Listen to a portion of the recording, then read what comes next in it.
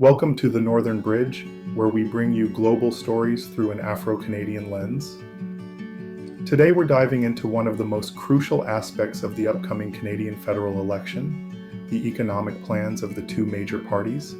As Canadians prepare to head to the polls, understanding the economic visions of both the Liberal and Conservative parties is essential.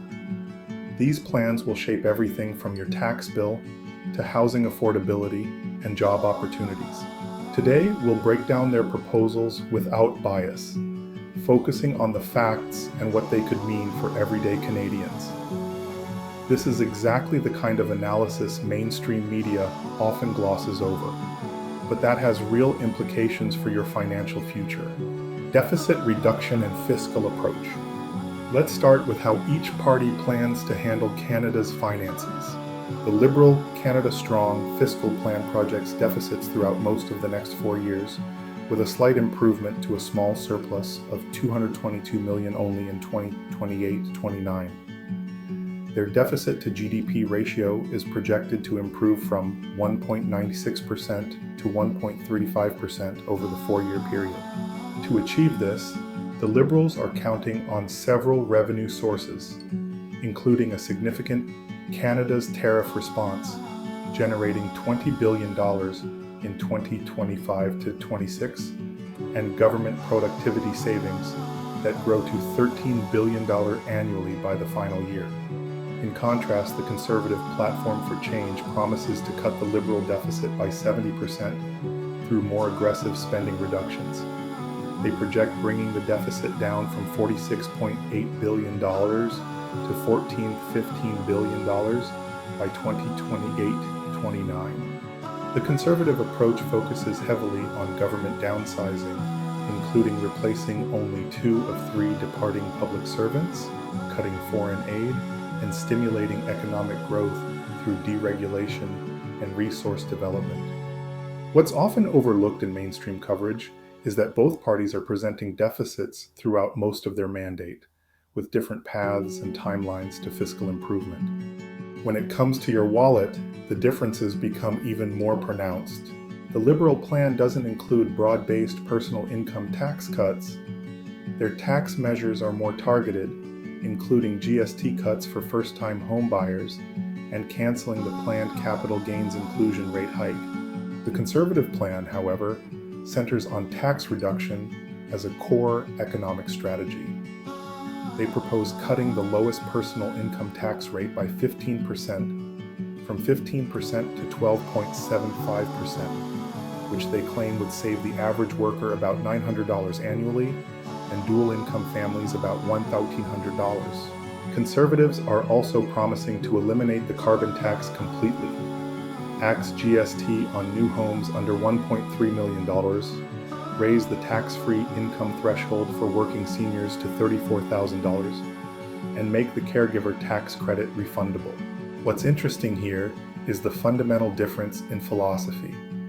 The Liberals generally maintain current tax levels while offering targeted relief, while Conservatives propose broader tax reductions coupled with spending cuts. Housing affordability is perhaps the most pressing economic issue for many Canadians today, and both parties have dedicated significant portions of their platforms to addressing it. The Liberal Build Canada Homes plan allocates approximately $2.8 to $3 billion in annual investment. They also propose cutting development charges, supporting infrastructure with $1.5 billion annually, and reintroducing the MERBI tax incentive to stimulate rental housing construction. The Conservative plan makes a bold promise to build 2.3 million homes in 5 years. Their strategy includes axing GST on homes under $1.3 million, incentivizing municipalities to cut development charges, returning CMHC to 2015 spending levels, and selling 15% of federal buildings and lands for housing development. What mainstream coverage often misses is that while both parties acknowledge the housing crisis, their approaches differ significantly in how much they rely on market mechanisms versus government intervention. How each party plans to grow the economy reveals perhaps the starkest contrast in their visions for Canada. The Liberal plan focuses on infrastructure investments, with funds for trade diversification, critical minerals, and clean technology. They emphasize support for research and development, innovation, and targeted industry support. The conservative approach centers heavily on resource development. They pledge to repeal what they call the No More Development Law, Bill C-69, and the West Coast Tanker Ban, Bill C-48. Their platform includes creating a national energy corridor, doubling oil production in Newfoundland and Labrador, fast-tracking LNG projects, and reducing regulations by 25%. Conservatives also propose a one-and-done approval process for resource projects and emphasize building critical infrastructure like roads to Ontario's Ring of Fire mineral deposits.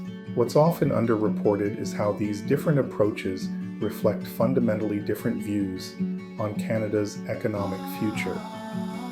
The Liberals balancing traditional industries with new technologies, versus the Conservatives emphasizing natural resource development as the primary economic driver.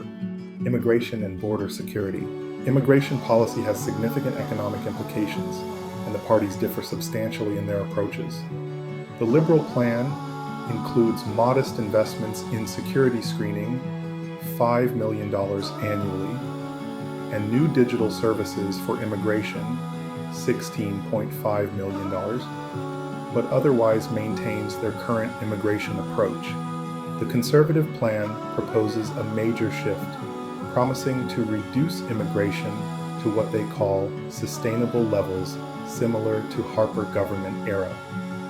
They propose a comprehensive border security package, including 2,000 more border agents, new scanners and surveillance technology, and departure tracking systems. Conservatives explicitly reject the Century Initiative population growth goals and pledge to keep population growth below the rate of housing growth, job growth, and healthcare capacity. What's typically missing from mainstream analysis is a discussion of how these different immigration approaches would affect labor markets, housing demand, and economic growth trajectories. Industry and energy policy. Energy and industrial policy represent another area of significant divergence. The Liberal plan maintains most existing climate policies with some adjustments, including a carbon border adjustment mechanism that would generate revenue by 2027 to 28. They continue to balance resource development with environmental regulations. The Conservative plan would eliminate the carbon tax completely and remove the emissions cap on oil and gas production. They frame their approach as technology, not taxes, and emphasize making Canadian industry more competitive with the United States by reducing regulatory burdens. What's rarely highlighted in mainstream coverage is how these different approaches would affect Canada's competitiveness in various sectors, particularly energy and manufacturing, and the implications for regional economies heavily dependent on resource development. As we've seen, these economic plans represent fundamentally different visions for Canada's future. The Liberal approach emphasizes targeted investments, gradual fiscal adjustment, and balancing economic growth with environmental and social priorities. The Conservative vision focuses on smaller government, lower taxes, aggressive resource development, and deregulation as the path to prosperity. As Canadians prepare to vote, understanding these economic plans is crucial. Beyond the campaign slogans and political rhetoric, these proposals would shape our economy, our communities, and our individual financial futures for years to come. At the Northern Bridge, we believe in providing the context and analysis that helps you make informed decisions. We hope this breakdown helps clarify the economic choices in this election. In our next segment, we'll examine how these economic plans might specifically impact immigrant communities and traditionally underrepresented groups in Canada. Thank you for watching. If you found this analysis valuable, please subscribe to our channel and share this video with others who might benefit. Let us know in the comments which aspects of these economic plans most concern or interest you. Until next time, this is the Northern Bridge. Global Stories Afro-Canadian Lens.